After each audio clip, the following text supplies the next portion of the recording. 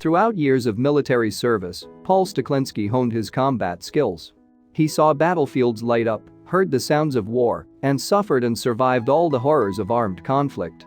But years after he rejoined civilian life, he faced another impossible mission.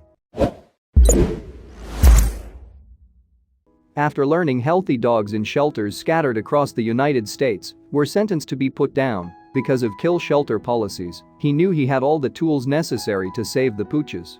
The mystery, however, was how exactly he might put those skills to use. During the 1990s, Paul Staklinski of Schwenksville, Pennsylvania, trained Army officers at Fort Knox.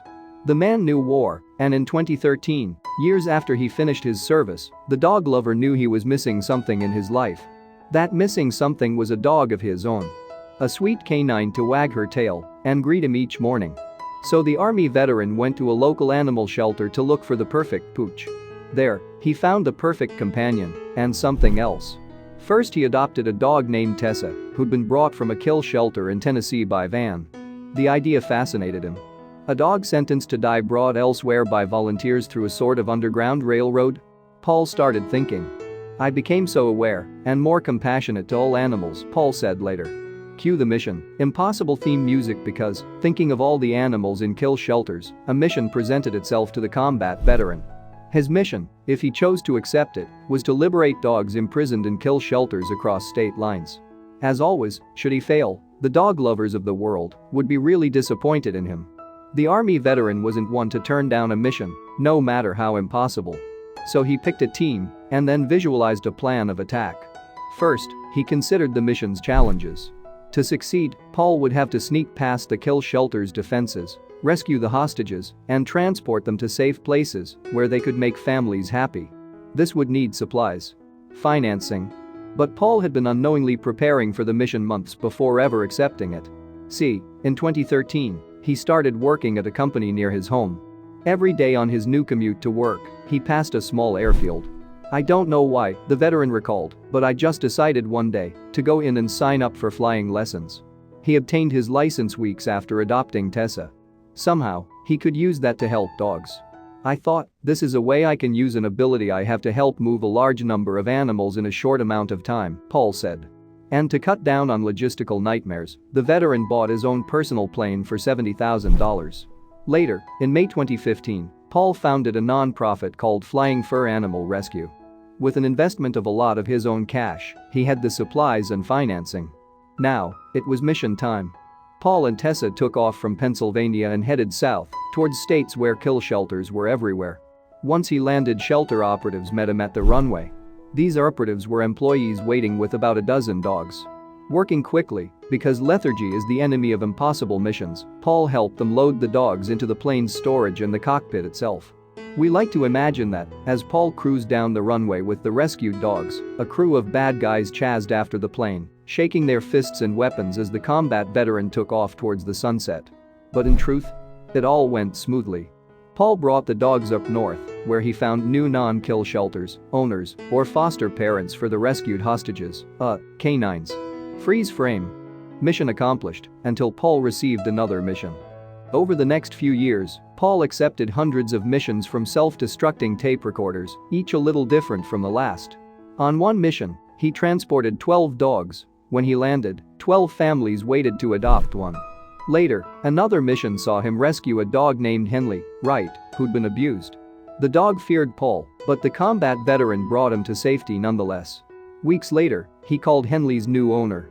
I just couldn't let that go, he said. He wanted to make sure the dog was happy, and in the new life Paul gave him, he was. By August 2017, Paul and Tessa rescued over 700 dogs from kill shelters all across the country. And he loved every minute of it. I'm part of them, he said. I see it, I experience it. I can remember each flight like it just happened. But it's bittersweet in the sense that you've got to spend maybe 2 hours with them, and they start to bond with you a little bit, and now they're moving on. Still, Paul never passed on a mission. When it's something you're very passionate about, he said. I don't think you really measure the amount of energy or time or sacrifice you put into it. You just do it. Paul can certainly attest that the bonds military personnel forge during their service are unbreakable. When another soldier rescued a pup during his tour, he just couldn't cope with his new friend not going home with him. After 2 tours in Afghanistan, Sean Laidlaw figured he could handle anything Syria threw at him. But when the British Army deployed Sean and his comrades in the Royal Engineers in 2018, he leaped into a rescue attempt that he never saw coming. Sean was an expert at defusing and removing bombs. The Syrian civil war had ravaged the country over the last several years, especially in the city of Raqqa. While many buildings crumbled around him, others still had undetonated explosives inside. Even when Sean wasn't on patrol, the army life was a grind. Exciting moments in the camp were few and far between, and troop morale suffered greatly. When Sean got a call to investigate a bombed-out school in February, he was almost grateful. As Sean patrolled the area, he couldn't find anything out of the ordinary. When he really focused, however, he thought he could hear a faint whimpering somewhere under the rubble. Sean followed the noise and started digging. It was a puppy. The canine, which appeared to be some kind of Asian shepherd mix, backed away from Sean as he reached out. Sean knew he had to do something to help the poor thing, but then a horrific sight made him recoil. A few other puppies surrounded the one Sean just found. Tragically, none of them had survived the collapse of the building. Now that the dog lost her family, Sean realized he couldn't just leave her in the wreckage alone. The pup still wouldn't go near any strangers, so Sean did the sensible thing. He pulled out some water and a couple bites of food, and that was enough to draw the reluctant animal out from her hiding place. Soon after, the orphan canine let its guard down and allowed Sean to pick her up. There was an immediate bond. Sean decided to bring her back to base and introduce his new friend to all his squad mates. First, of course, she would need a name. Sean called her Barry, and she soon became a fixture in the Royal Engineers, barely ever leaving Sean's side. Once she got settled in, Barry accomplished quite a bit of good as well. The army interacted with a number of Syrian children, many of whom lost their homes and family members. Amid the chaos and destruction, having a friendly dog roam around made a big difference in their lives. Sean also believes that having Barry around gave him an escape from the stress and trauma of the military life. Whereas some of his comrades developed mental illness or PTSD, Sean at least had an outlet and companion.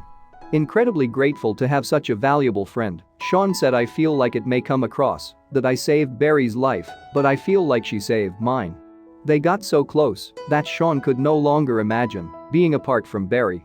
Barry became such a big member of the team that Sean decided to make it official and sewed together a custom bomb squad vest for Barry. Aside from being a big fashion statement, the vest kept her protected from danger. However, it turned out that her biggest threat was right around the corner.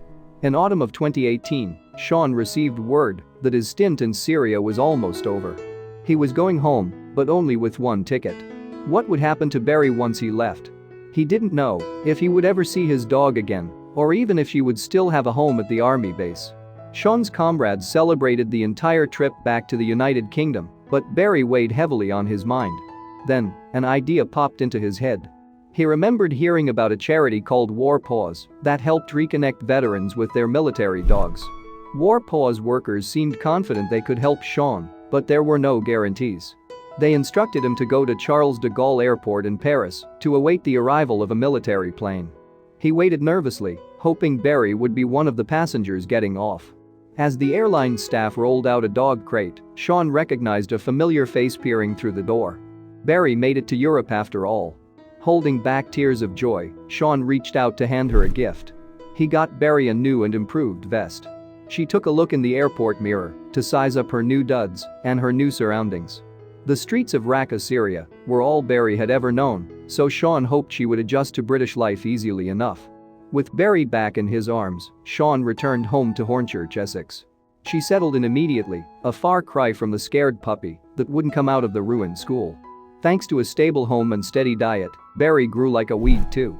A full-grown dog, Barry continued to live happily with Sean.